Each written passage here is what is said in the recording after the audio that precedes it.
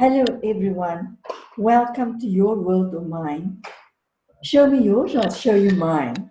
And today it's much more about showing. I would say it's a lot more about feeling and sensing into the moment to see what wants to merge between me and this beautiful being who's with me here today, Linn. Thank you, Linn, for joining us today and being here in this space at this moment in time in this way.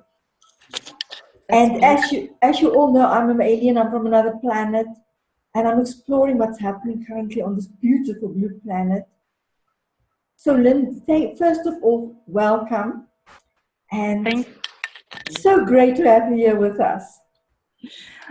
Thank you so much for inviting me, and I think this is such a beautiful time to come here and share with you, because you saying that you're the alien on the planet, that resonates so deeply in the shift that is going on, because now really angels are coming to the surface. We are all here but dressed in human bodies.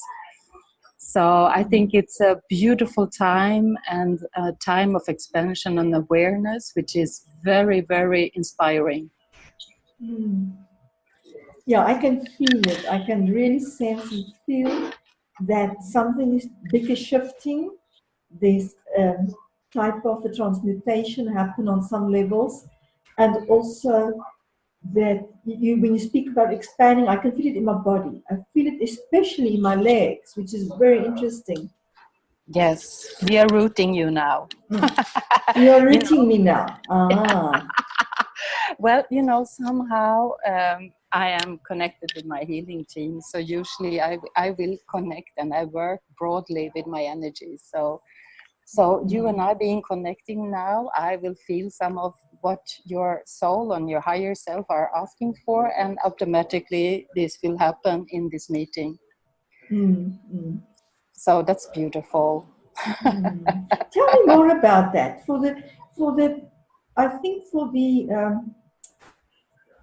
for others who's going to engage with us in this way later on, maybe can you share with us what does that mean when you say that you sort of tap into my higher self and you are rooting me now? What does that really mean? Yeah, for me, I think it's very easy to explain. It's just like you and I and all of them, those that is listening to us, is connected through Wi-Fi, right? It's the Wi-Fi grid that makes this possible. And then we connect to it. For me, I see it the same energetically. We are all connected to the crystal grid. So in the crystal grid, we are already interacting. That is for me, the shared consciousness of the humanity that is alive at this time. And then we have the grid, which is shared from all the past and previous lifetimes, which we are now cleaning and removing away, all the pain and suffering that has been created here on earth for a long time. So for me, it is, I had to work a lot with my human to really connect with everything that I am, and the healing team that is with me to work in this time of shift and really create a new earth. This is how I see it. And of course, it starts with us taking responsibility and awaken and understand who we are. We are so much more than we are taught and believe. And somehow it's about opening up the boxes of the Pandora. And when we have that courage, the magic starts, right? So it's very easy. It's just like being a child. You believe that everything is possible. And now it's all about embracing that magical inner child again. And then you really connect it, because it's all through the heart. It's all connected with the soul and the source, as I see it and feel it. Now, I've got an interesting question for you, which I have been asked many times before as well. And it would be interesting to understand your experience about it and to hear what your experience are related to it, but also what you believe about it. Yes. We hear often that people are that we are able to do remote healing, for example. And then the question arose before from others that if somebody didn't give permission, we cannot really It's not, you know, it's not a moral thing to do, whatever the word for that might mean. Is that if I didn't give you permission to work on me, you're not allowed to do it. What is your feeling about that? I just hear because people ask these questions because they don't know, so they want more information. I have a little problem with the sound, so I just want to be sure that I got the question right. So what I heard was that many people feel they need a permission. Yeah, Permission from what? When? no. For example, you said in the beginning you will energetically start the healing process with me in this moment. But if I didn't give you permission to do it, that's the question. So the one receiving it, because if it's done without permission, it's seen as not a good thing. You know, it's seen as not healthy. It's seen that somebody intrudes on your energetic system where you haven't given them approval or permission to do it. Of course. Okay, then I totally understand what you mean. So exactly how you tell it, this is also how I feel. It's like I stopped believing for a long time. Now I just have the trust and understanding, and I will receive my messages and visions from the source and my own guidance, my higher guidance. And how I see it is that we cannot do anything, especially if you're working for the light, against someone's free will. The only one that will control and manipulate you is the dark grid, the matrix, which we are kind of connected with as long we live with fear and limitations. Because how I see it is that we have really cords that is put into us in the back and the spine. If you have seen the movie Matrix, for me, this is the reality.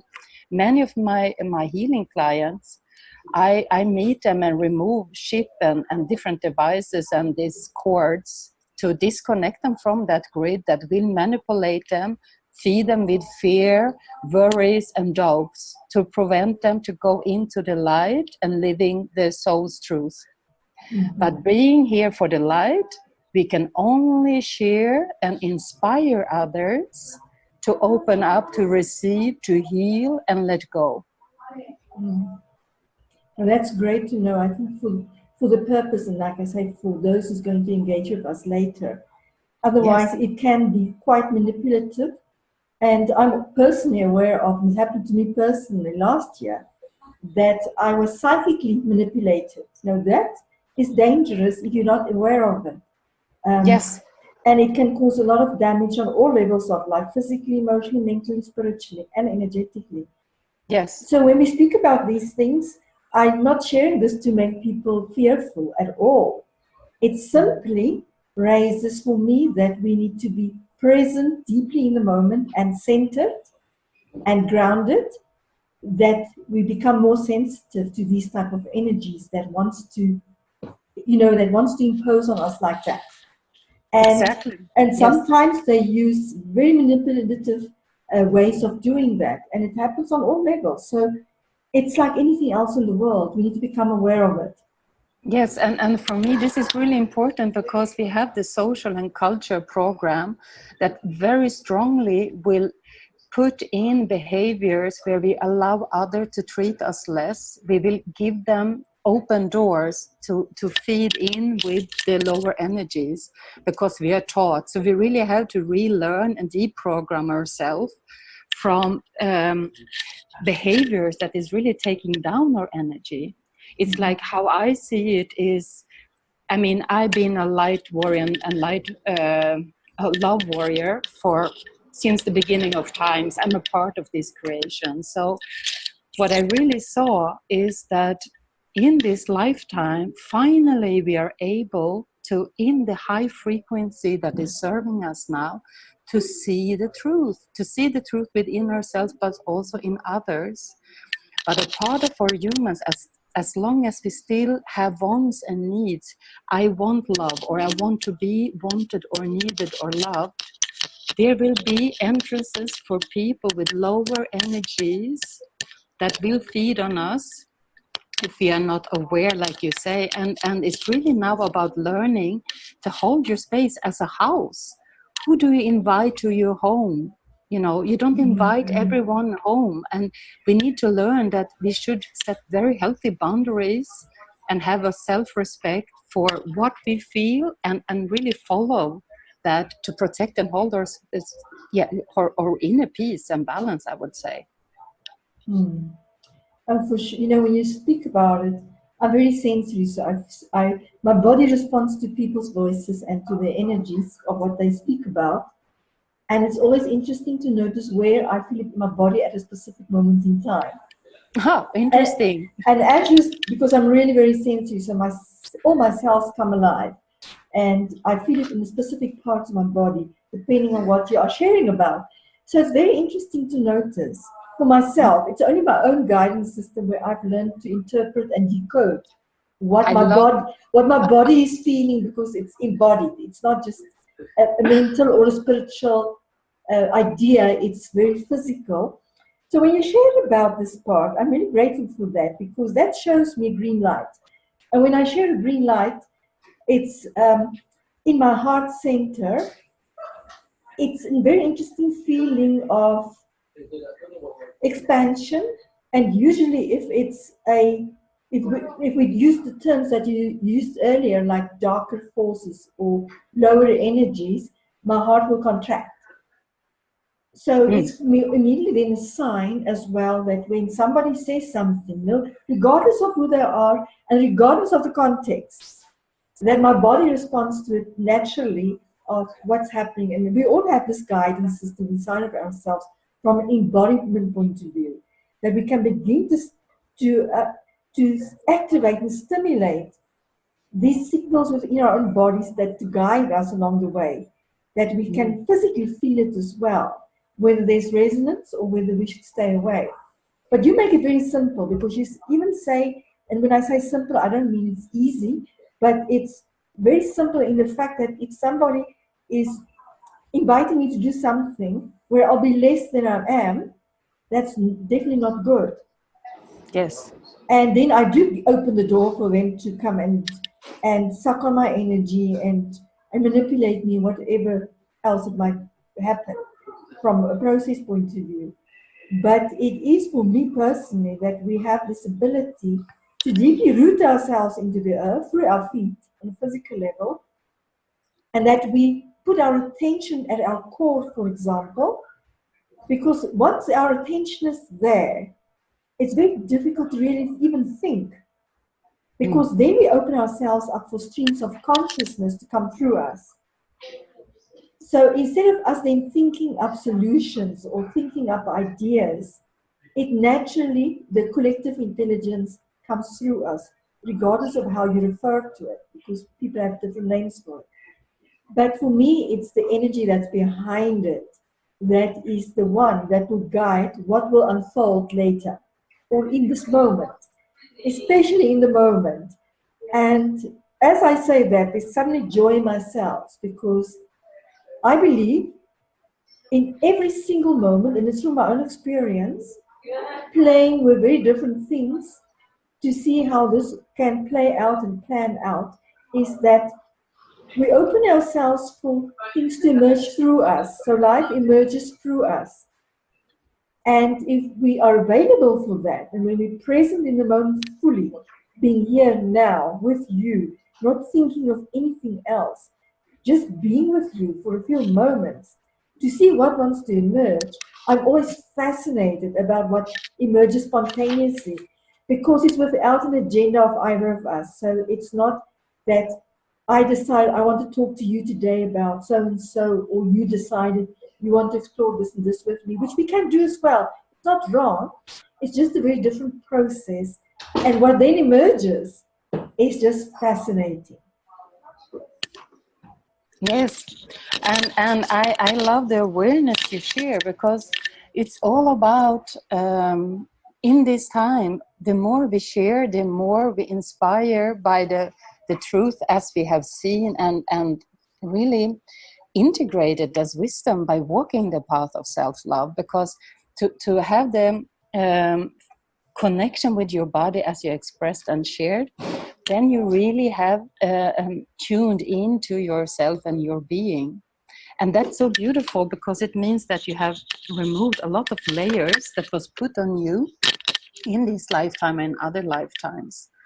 And I can see it is like we are walking with a wardrobe on us in so many different robes and sacks and some beautiful clothing as well. But it's really about finding out what is holding us away to see our true essence and express ourselves and have the courage to do so. Like some of my deepest pattern would be that I would always put people in a better place because I wanted to kind of give them that space so they will feel better, because I will see they were a little bit insecure and so on. But what happened when I do that? I withdraw my own energy and make myself smaller. So then I would be treated less, right? So I really had to learn to see my self-worth, to be who I am.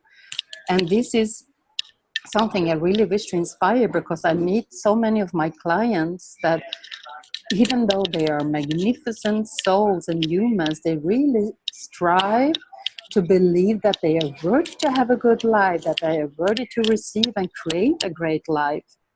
They are so insecure in their self-trust to be worthy enough. And now, as I see it, we really should tune in to let go of any guilt and shame or soul carried from previous lifetimes that is holding us away to live more fully in our heart with ourselves. I love what you share, because in my experience as well, my understanding at this moment in time is that the moment we see somebody else as less, that we have to go and fix them, that we are superior than them, we take their power away from them. Besides that, we lessen ourselves. Like you say, we see another, we make ourselves less to be able to go and fix them. Whereas when we balancing energies, it's a very different story. It's not seeing the other person as less. No, but I would like, in one way you're right, but there's always two different actions. If one action would be like you told me, that you will take away the power of people by making them something they are not. But in my case, I gave them more power, so which was used against me. So this is two different ways how it can play out energetically. So this is also important to understand. I say it's always two choices in everything we do, experience and learn. So it's the same. Like, I mean, I had so many wounds. So and that's part of why I'm so gifted, because I can meet everyone. I experienced everything, every hardship you can experience as a human. I have experienced this in this life. So I had a lot to heal, and I got a lot of wisdom healing that, understanding how it's connected and how I was owned. If you saw like the soul of someone that have experienced a lot of wounds, it's just like we are penetrated with holes. We are not able to defend ourselves. So there's two different ways. You can choose to be the victim, and the victim will always be the one taking out and playing out the wounds and creating more wounds. Then you have the one that tries to survive.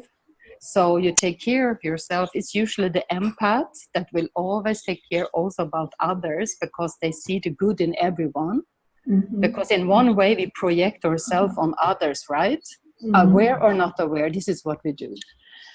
So what happened in my case, it would be that I would be the perfect victim for the perpetrator to go and use me and my wounds. So again, this is always two different ways how it will play out. And how I see it, depending on the need to be needed or loved, before we have healed, we will always meet someone in a relationship that will bring that possibility to heal it or stay in the pattern. And that's very important, what you just shared about relationships. Yes. It's very important. And I would say relationships are the best mirrors of your own self-worth and self-love. The higher energy it is in the relationship, well, it says that you have done a great job. But if there are things coming up which you don't like in the other, beautiful, then you have the mirror there so you can work on yourself, because again, everything is about ourselves. Everything we experience outside of us is created from within. I had a very interesting young man yesterday joining me in this beautiful series, and we spoke about the same thing. And he mentioned something very interesting from his perspective and his experience. That yes, there's always a mirror for us, but we're part of the collective, so we cannot isolate ourselves from the collective by saying a specific experience is just a mirror to us, because we are part of the bigger, we are a fractal of the bigger collective. And the bigger collective consists out of so many different energies. And we don't label them as good or bad or even low or high frequencies. They simply are there. We're aware there are different types of energies which make our universe so beautiful, because it's so versatile. So what he mentioned is that from his experience and perspective, a very aware young man with lots of consciousness, background and training and experiences himself, is what he mentioned was very interesting as well, just to consider.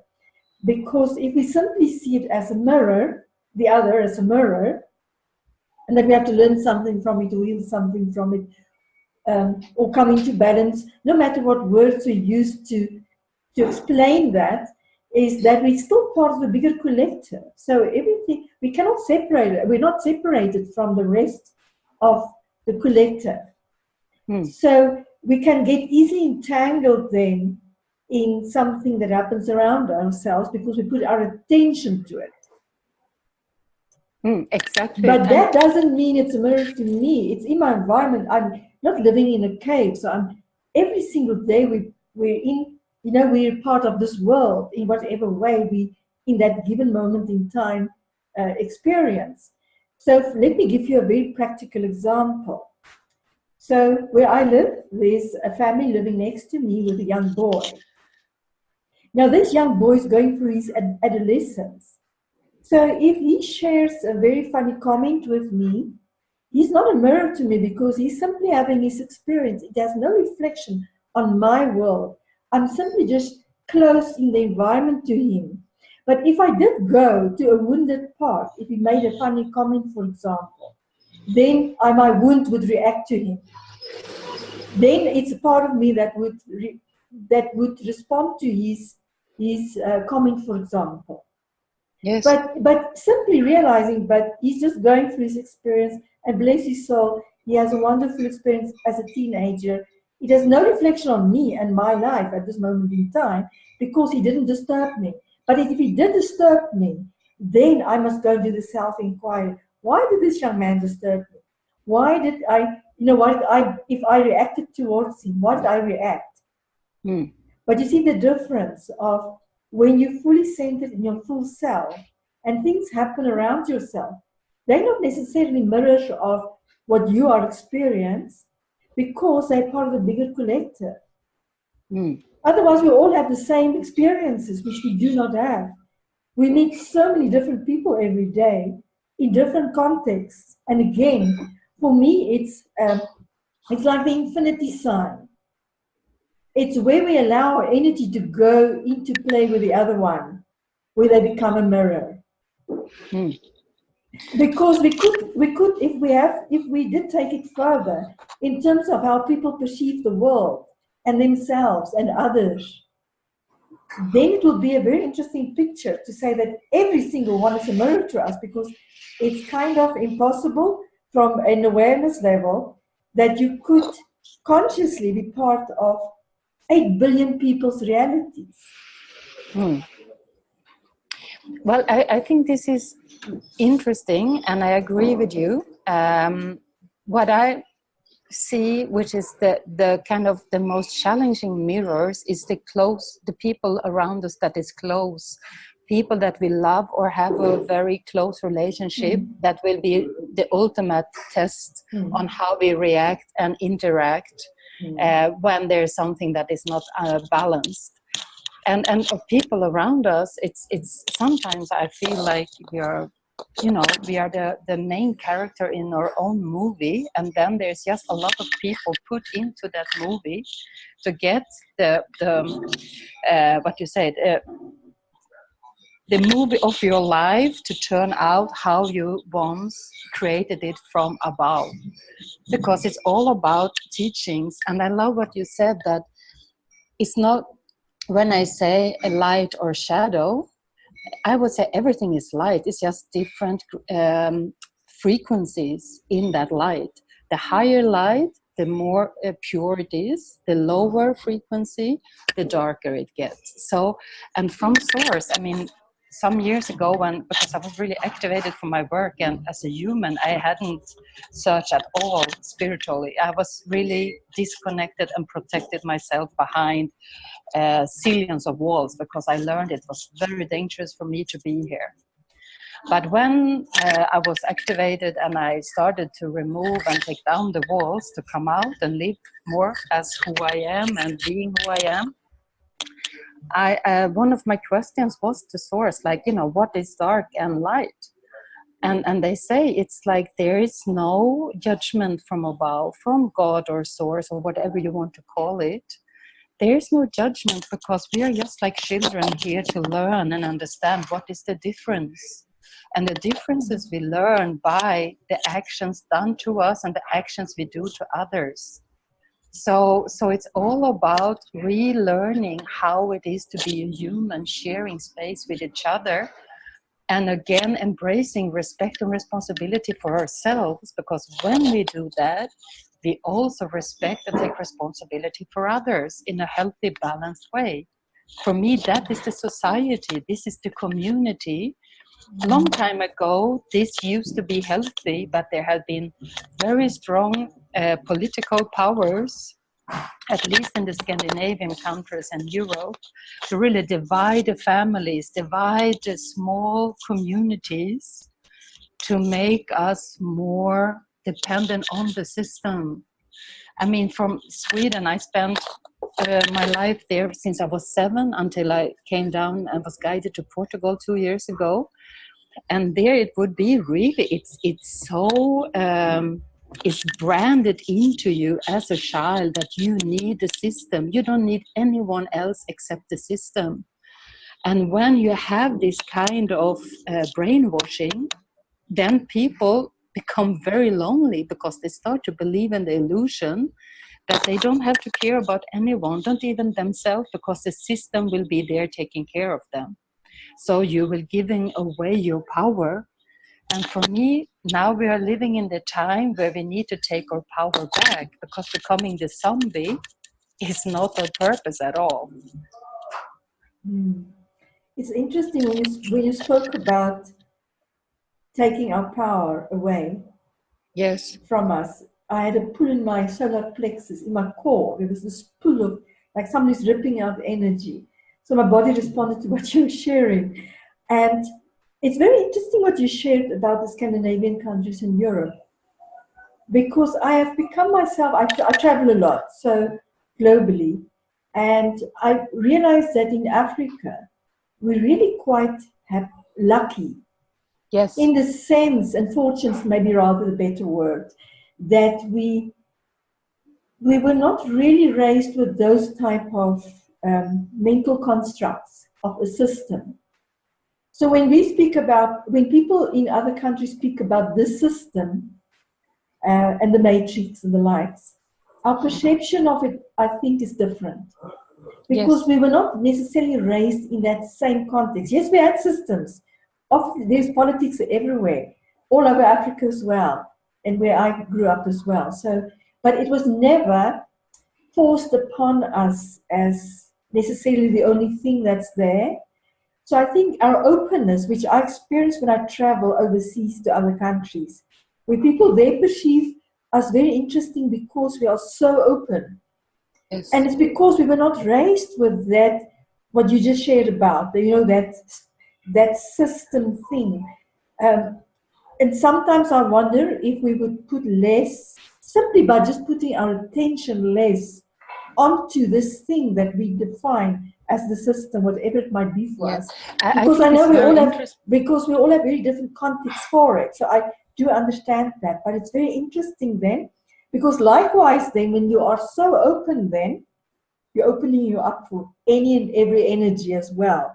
Then you need to have extremely good boundaries, and you need to be very sensitive and open and present to what's happening around you as well on the other side, because it like you said, it's like everything in life, there's two parts to it, which from your sharing I can now feel it in my body as well, that this balance between the two, the openness to being present to what arises, and to really be able to begin to understand what is it really about beyond the surface, and then having that very healthy, strong boundaries on the other side as well.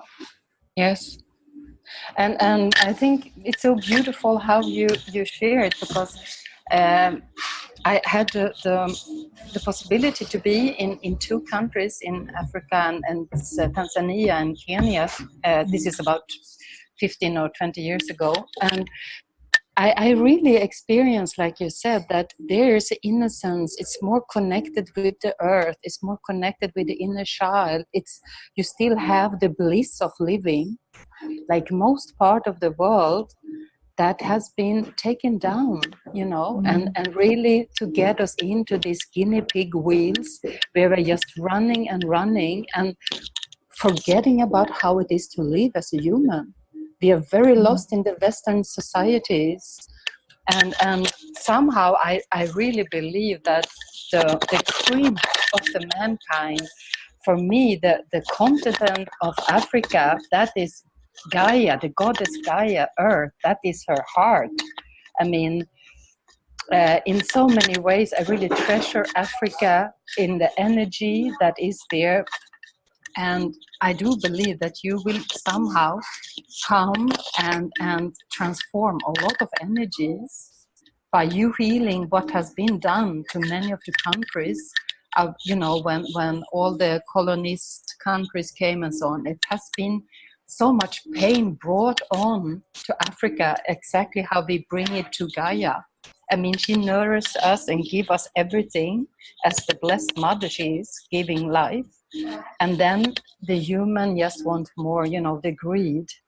And somehow that greed is not in the same way as it has been here, exploiting us, because the greed is also creating from us. The society cannot exist without a human feeding into that, right?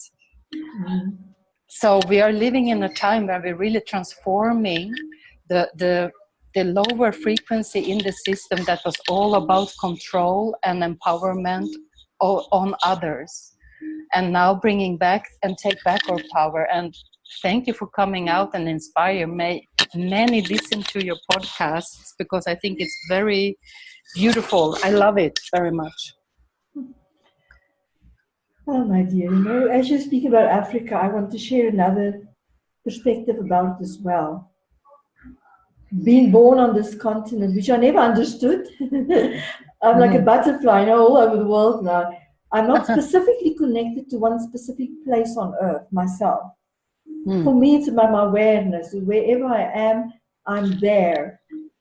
Fully at that time, I feel at home. So it's not that a specific place is my home, although obviously I have favorites where my body would respond to the environment. To give you one example is the minute I landed for the first time in Rio de Janeiro, my body came alive. Something happened. I couldn't explain it. There was even other people noticed that something was happening to me. I was just going into this vibrational mode physically. So there's places on earth that I had extraordinary experiences where I would just dissolve into nature. I would not be here anymore as a human being in that place. So obviously I do have those type of beautiful places that I love, because my body responds and my being love it there. But from an African context point of view, I never understood why I was born here. And then And then I really recently only begin to understand it on a cellular level. I couldn't understand before. I would have all these mental ideas, and even on a spiritual level, I would feel it and I would sense it. But on an emotional and physical level, I never really understood it. And then recently, I began to understand why I had to be born here. Because Yes. otherwise, I wouldn't have been open, naturally speaking, and sensitive in the way that I am, not because it's of the continent, but my own background and my own history. But what I went, but the perspective that I want to raise with you in terms of Africa, and I'm in my corporate days, in my previous life, when I speak about my previous life, I mean this lifetime, I was running across Africa in a business point of view. And I had the most extraordinary experiences with people there who responded so beautifully to my feminine energy, which other people would label as the patriarchal system and the likes, which we inherited Yes. through all the things that happened politically on this continent. But it was very interesting that once you start to relate to others and to engage with them on an energetic level, and when you choose to connect to the being, not the personality and all this greed and power, because there's so much of that on this continent as well. So much, unbelievable. But if you do choose to consciously connect to the being beyond all these layers of masks and conditioning and whatever you want to call it, magic happens. And it's very interesting on their side what happens when you relate to them and when you engage with them. They don't have really words to explain it, but they share that the experiences you have together is very different than what they would usually have. And at that time, in a business context, obviously I wouldn't have explained to them what's happening on an energetic level, because they most probably wouldn't be understanding what I was talking about at the time. But they did share that they responded in the ways that a soul to soul would respond beyond all these layers that, like you said earlier, the layers we put upon ourselves. And the fascinating part is that once you begin to engage and relate on that level, curiosity starts on the other side. So there's this natural curiosity of what's going on here. We're not used to this. What is going on here? Not that I'm so special, not at all. It has nothing to do with something like my personality is so wonderful or anything like that. It's simply that it's like a magnet, and I feel it now in my arms. It's like a magnet. It's an invitation to explore this within yourself in whatever way you feel resonant with. That it's not something that you have to be afraid of and that you have to give a label or try to define. Because in my experience, when we try to define things and label it, that's where we go all haywire and disconnected from source and disconnected from our core energies.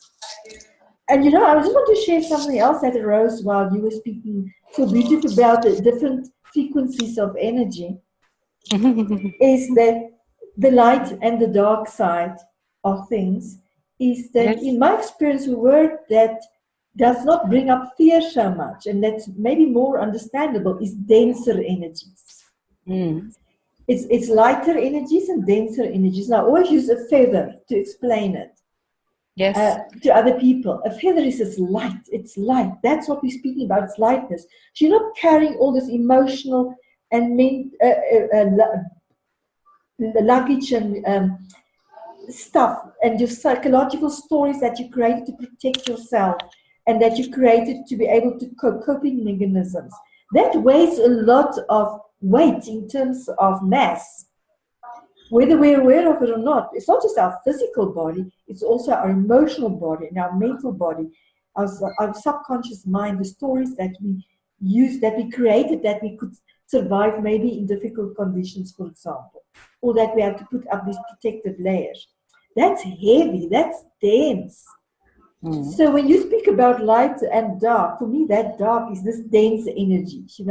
We have to strip them off. I think it was Michelangelo that was so beautifully said it, that when there's this piece of granite in front of him, he has no idea what's going to come out of there. But it starts falling from the inside out to him. And he starts just to take the layers off. And that's what we're constantly doing. We're taking these layers and layers and layers off, that we can become as light as this beautiful feather. Because we're not carrying all these grudges. And you spoke about shame and guilt. All those things, we don't carry it any longer.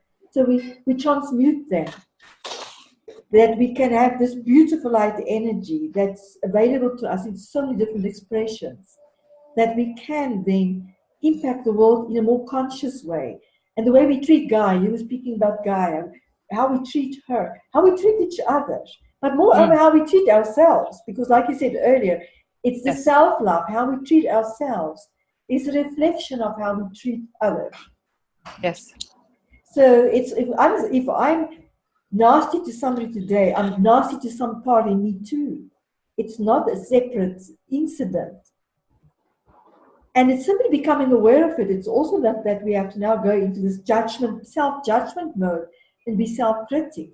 It's becoming aware of these things happening. That they will become less in our lives, that we can start working through them. Yes. No, I'm listening, and I think I would like to pick up, because I don't put any labels anymore. For me, I just see I see the colors, and I see all the shades. So for me, I don't put any energy into it. You know, it's like, then I would be judgmental, and then I would bring in fear to what I share. So for me, it's just pure awareness. I have the higher perspective, and so whatever I share this is the truth as I see it. And then you can use different words, but in the end, no words, nothing have power over us if you don't put energy to it. If we put fear to something, of course it will have power over us, because we give it power. This is again, how do we use the power? What is the meaning and the emotion behind love? Is it just an empty word? I mean, in my old life, I didn't even know what it was to be loved. So I didn't know what love was. I could have love with animals, because they would treat me in a respectful way if I compared with humans. But I had no idea how to love myself. So what would be my emotion behind love? It would be very dense, because it was not from a high experience level it came. So I mean, love can also be dense depending on your experiences. Do you understand what I mean? Yeah, it's so again, even though we learn that some words are beautiful, in the end, it doesn't mean that they actually carry that vibration within us. Yes, the intention behind the word but that shows the vibration. Yes. Yes. And you know, I actually stopped using the word love as well, because there are so many different perspectives on it, and like you say, charges to it, why the intentions behind it, and which a lot of people are not even conscious about, that aware that they have these emotional charges behind words, because we just live unconsciously. We're not living in awareness necessarily, no matter what our situation is. It's not making it good or bad. It's not a judgment at all. It simply is. But for me, what I prefer recently to use is in the context of love. Is for me, love, if we have to go into that for a moment from an energetic level, it's the recognition of the being. For me, it's the reverence of the other being in front of me. Revering the earth, revering all creatures, everything around us, no matter what it is. Yes. It's for me in reverence.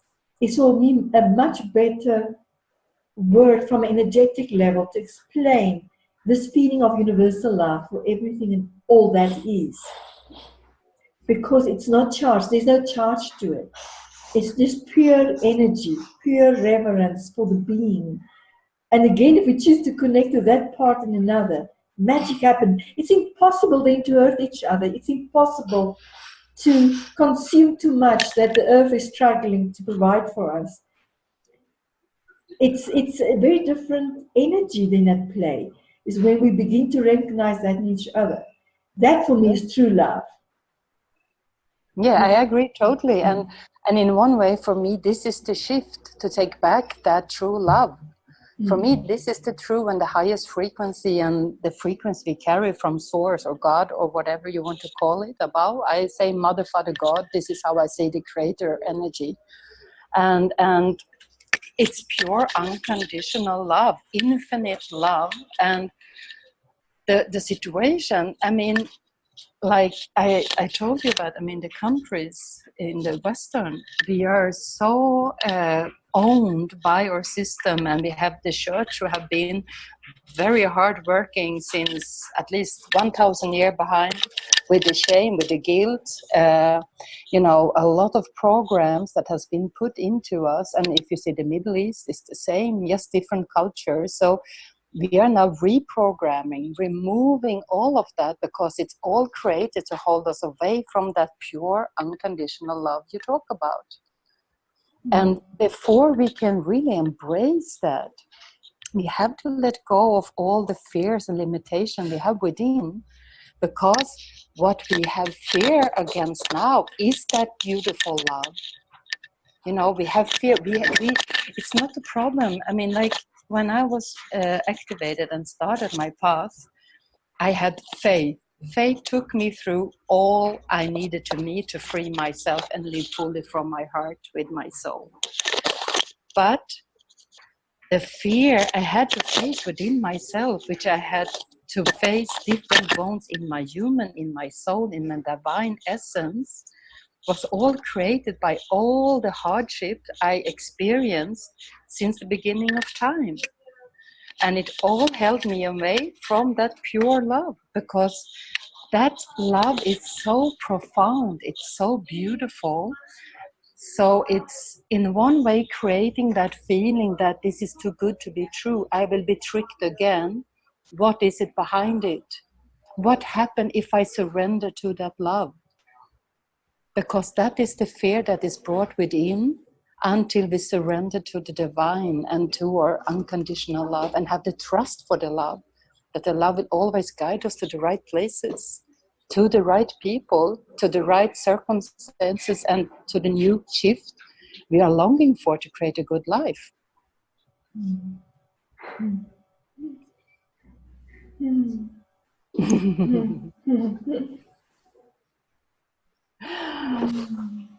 You're beautiful. It's just wonderful to let the energy flow. Ah, Without the speaking, without the sharing is most beautiful. Thank you for that. And thank for you. me, the beauty is always what my body is experiencing. It's in constant ecstasy. Yes, I know. And I love the bliss you have within. It's beautiful. You're really the child out playing in the world. I love that. Thank you. But thank you, Lynn. And then can we share your information at the end of the podcast with others that wants to reach out to you, that wants to explore more about what we shared today with you? That you do remote work as well. I'm aware of that, and any other thing that arises for anybody. Because my body, you know what I see now. I'm very visual as well, but it's very interesting what I see. It's like a little girl, and she's got a very, very interesting dress on. She's got this pink dress on, but it's like cerise pink. You know, it's like that shocking pink. I think How we call beautiful. shocking pink.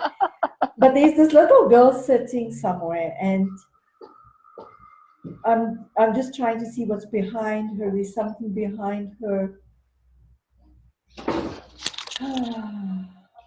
It's a. It doesn't make any logical sense usually when I see these things as well because of the context. It's this little girl sitting, and behind her is a huge anchor. You know that in the sea which the boats use in the ocean. A huge, massive anchor behind her. And the feeling that arises at the same time together with this vision is, unlike I would have thought it would be grounding, but it's not. this anchor is actually very flexible and movable, and it floats, which is very interesting. Now, in my experience, when these things emerge in these type of scenarios, it's some kind of image or experience that wants to be known for either of us, and usually it's for the other one. And it's almost as if the words come, don't worry about that heaviness, the denser energies. It's everything is light anyway, in the way we explored it today. Yes. So nobody needs to go now and worry, oh, I'm feeling heavy, or I'm feeling, I'm just feeling dreadful today. It has nothing to do with that. We are still human. We go through physical experiences, which is part of our realities. But this is something very different. To be able to connect it to the earth, we can be the child.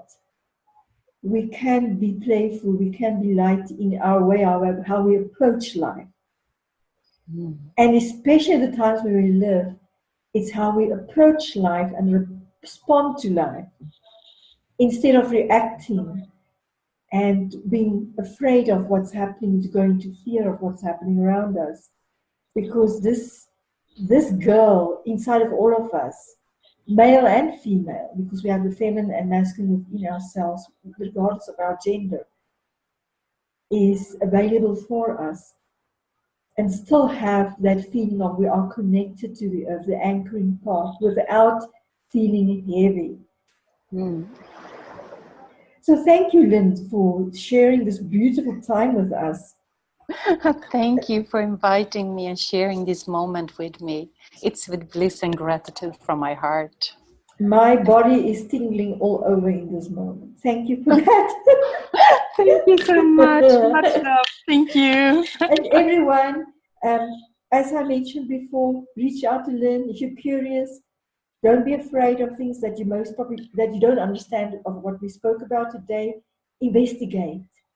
Be curious. Ask questions. Don't be afraid. It's nothing to be afraid of. It's so amazing. And don't compare yourself either, because that's the worst thing we can do to ourselves, to compare our experiences to others' experiences. We are all such unique beings. We experience life in such different ways. So there's absolutely no need to compare or to evaluate or anything like that. Simply be curious and ask questions and explore for yourself. So thank you, everyone, and thank you very much, Linn, for being with us today. Thank you so much. It was a great pleasure. Thank you. Bye-bye, everyone.